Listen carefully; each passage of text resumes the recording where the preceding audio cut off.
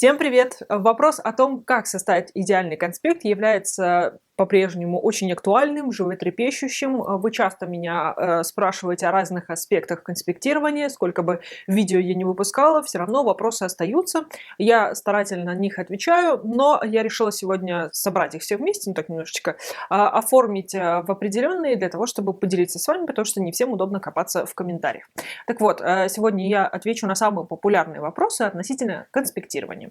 И первый и самый частый вопрос относительно оформления конспекта, то есть нужно ли заморачиваться с оформлением, потому что в какое-то время, лет 5 назад, может, чуть меньше, пошла такая волна на красивое оформление, определенные такие вот темы писали, пошла мода на хайлайтеры, на разные ручки и так далее. В общем, создавали очень красивые конспекты в Инстаграме, тогда еще что-то еще было, в общем, на эту тему. И как бы мы до этого писали обычные конспекты, максимум что-нибудь ручечкой подчеркивали, а тут вдруг нам показали, как можно иначе. И многие задаются вопросом, а нужно ли вообще все это? Я отвечу очень просто. Если вам это нравится, то делайте. Если не нравится, не делайте. Самая главная функция вот этого всего оформления состоит в том, чтобы вы легко находили информацию в вашем конспекте. То есть если это мешает тому, чтобы вы нашли те или иные вещи в вашем конспекте, то лучше этого не делать. То есть можно минимально какими-то вещами обойтись, потому что я, например, раньше расцвечивала несколькими хайлайтерами, 1, 5, 10, у меня для всего был цветовой код, сейчас я от этого всего отказалась, потому что конспекты стали более короткими, более емкими, и единственным выделением, которым я пользуюсь, оформлением, это выделение общей темы. Затем я просто делаю между такими короткими темами, короткими там абзацами, строчку оставляю для того, чтобы просто конспект оставался читабельным и ничего не подчеркивая, плюс очень много перевожу в списки, в такие, как бы, такие теги, что-то прописываю. Ну, то есть уже именно с самим текстом играюсь, делаю его более удобоваримым. Поэтому оформление, оно хорошо, если поддерживает всю тематику конспекта, если оно делает его более понятным, более читабельным, более легким для вашего понимания.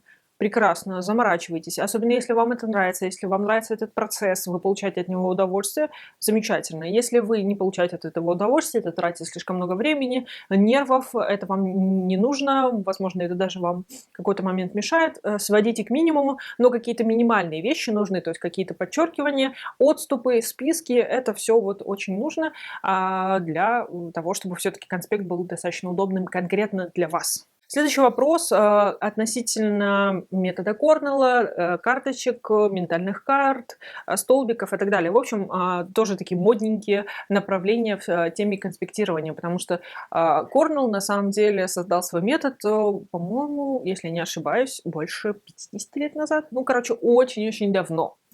И сначала это был такой внутри университета Корнелла, потом, в общем, они начали распространять это все дело. И в какой-то момент все решили, что это прекрасно, замечательно, нужно всем только так конспектировать. И если там в видео рассказывается, что это конспект, идеальный конспект, то, скорее всего, по методу Корнелла.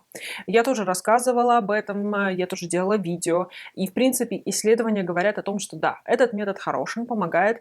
Но, опять-таки, если вам не нравится его делать, если вы напрягаетесь, если вы тратите много времени на то, чтобы составлять эти все столбики, вы не понимаете, что, куда, зачем и так далее, то есть если вы попробовали и вам не понравилось, лучше отказывайтесь, потому что это такой же метод, как и линейный конспект. Потому что то же самое с карточками. Если вам они изначально не нравятся, вы не понимаете, как с ними работать, что с ними делать, как бы там, вы не старались, то вы не будете ими пользоваться. Отказывайтесь. Да, они хороши, они приносят пользу, но если вам они не нравятся, не подходят, отметайте, ищите то, что подходит вам. Поэтому все вот эти способы, которые нам рассказывают, навязывают, я тоже об этом рассказываю, все нужно пробовать, и если вам некомфортно, если, повторюсь, главными признаками, что вы нервничаете, когда вы составляете, вы тратите слишком много времени, и вы до конца не понимаете, что вообще вы делаете и зачем, скорее всего, нужно отказаться. Поэтому они все эти методы работают, и ментальные карты тоже хорошо работают. Они, в принципе, ментальные карты, они хорошо организовывают пространство, ваши знания и так далее. В общем, все это работает, но для отдельно взятых людей, возможно, вы не входите в их число. Следующий вопрос, и это больше такое обвинение в мою сторону по поводу конспекта на планшете. То есть у меня было видео, где я сравнивала конкретно конспект от руки и конкретно конспект, который набирается на клавиатуре, то есть который там идет по теме урока, то есть когда человек просто набирает очень быстро то, о чем говорит там лектор, например. Я сравнивала два этих способа, и, в общем, мне там неоднократно указали, что ай-яй-яй, какая я недалекая женщина, что я не сказала о том, что вообще-то уже все пишут на планшетах от руки. Да, но если бы я сравнивала эти 2 или 3 хотя бы способа, то я бы об этом сказала. Я, кстати, из-за того, что этот метод стал популярным, я стала искать исследования на эту тематику. Их однозначных пока нету. Непонятно вообще, польза или вред этого всего, но в целом те люди, которые пользуются этим способом, они отмечают, что это удобно. Да, ну, это именно конкретно, когда вы на планшете пишете стилусом или просто там Apple Pen, потому что в основном это iPad.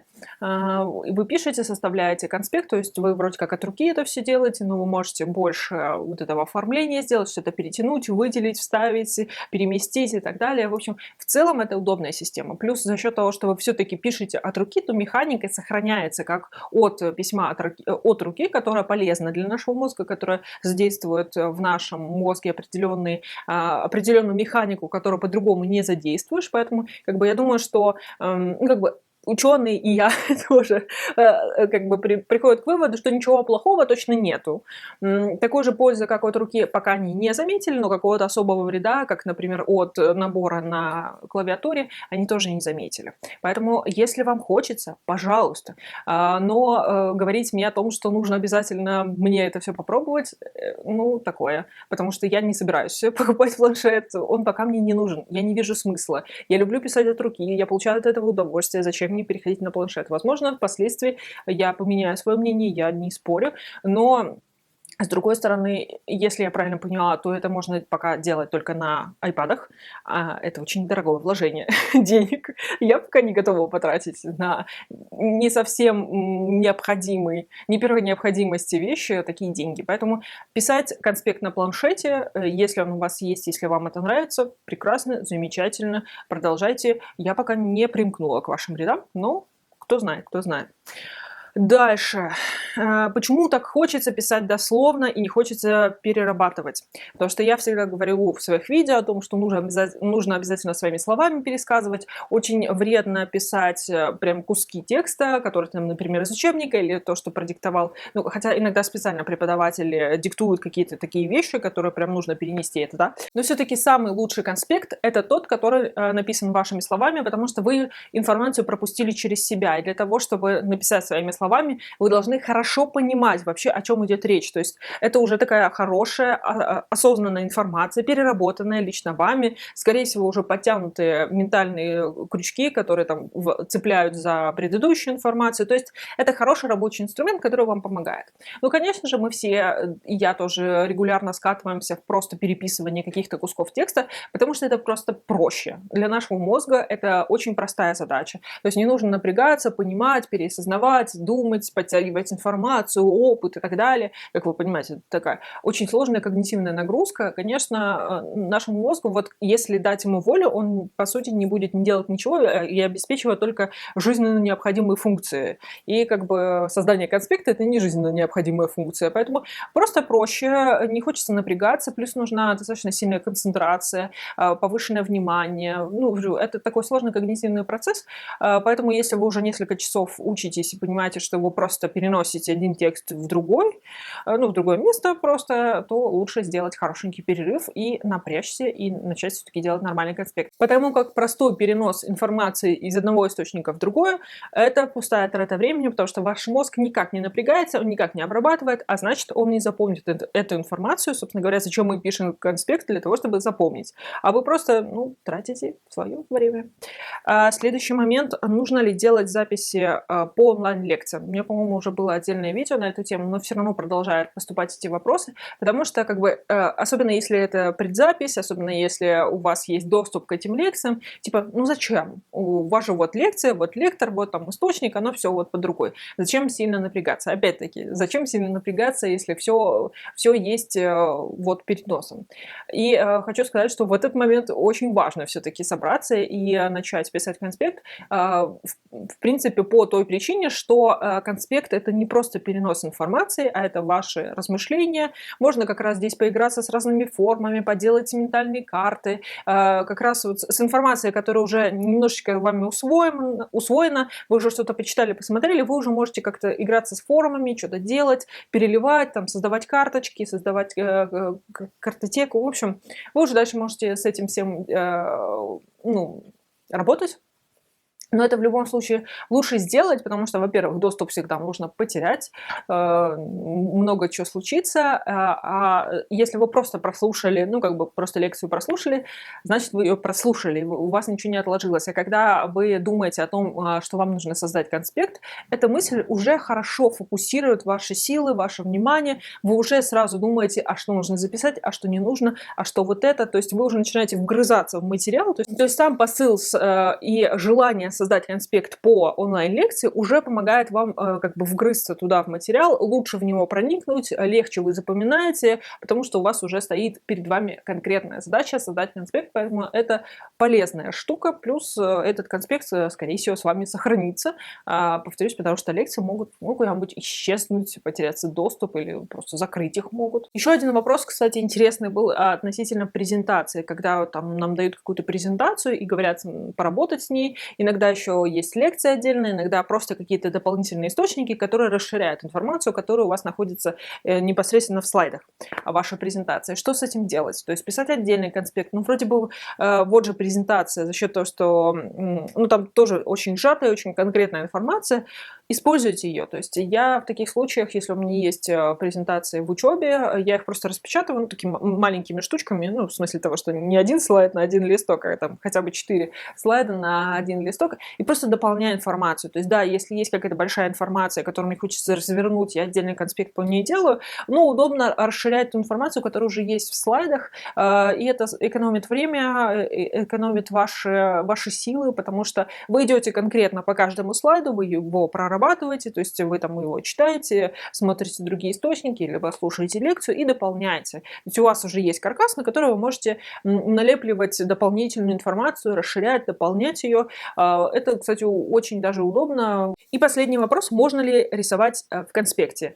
Не только можно, но и нужно. Если у вас появляется желание, то есть вы понимаете, что та информация, которую вы там перерабатываете, вы понимаете, лучше переносится каким-то изображением, то лучше нарисовать, потому что наш мозг любит образы. Он любит там графики, он любит иллюстрации, потому что ну, так проще воспринимается информация. То есть он не любит сухой текст.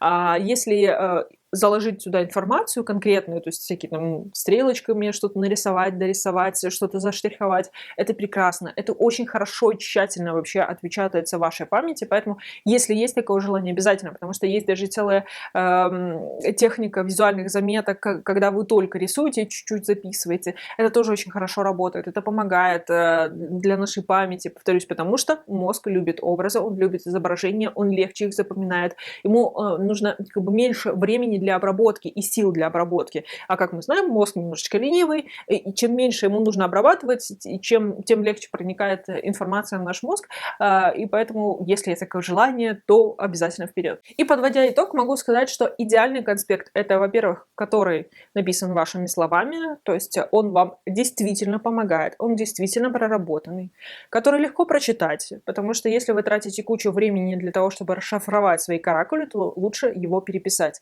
Вам нужно так, чтобы достаточно было одного взгляда, чтобы вы смогли вообще понять, что там написано. Плюс вам должно быть легко находить какие-либо элементы, которые вам нужны. То есть какое-то понятие, какой-то кусочек, какую-то там таблицу, график, все что угодно. То есть какой-то элемент, который вам нужно. Если вы очень долго ищете в своем конспекте, скорее всего, возможно, он перегружен, возможно, там не размежеваны какие-то блоки, ну, как бы либо проблема в оформлении, либо в содержании, но проблема какая-то явно есть. Если вы очень легко ориентируетесь в своем конспекте, конспекте легко можете найти, то он хороший. И плюс, конечно же, конспект не должен отнимать очень много времени. То есть это не должно быть вашим основным занятием, на которое вы тратите кучу времени. То есть вы больше должны обдумывать, анализировать, поглощать информацию, обрабатывать, раздумывать, и только вот частично выливать свои раздумывания в конспект для того, чтобы помогать себе. То есть конспект — это не книга, не учебник, это ваши зацепки, ваши личные зацепки, которые помогают вам вспомнить информацию. То есть не хранят ее конкретно, это вообще вот в идеале, а хранят крючки, которые помогают вам вспомнить большой вал информации. То есть такого что-то маленькое и сжатое, когда вы бросаете его в воду, оно разбухает, вот она вся ваша информация. Вот это тот самый идеальный конспект, который нужен каждому в обучении, потому что он по-настоящему помогает учиться, а не просто тратит ваше время и силы. Все, мои хорошие, подписывайтесь, ставьте лайк, до следующих видео. Пока-пока.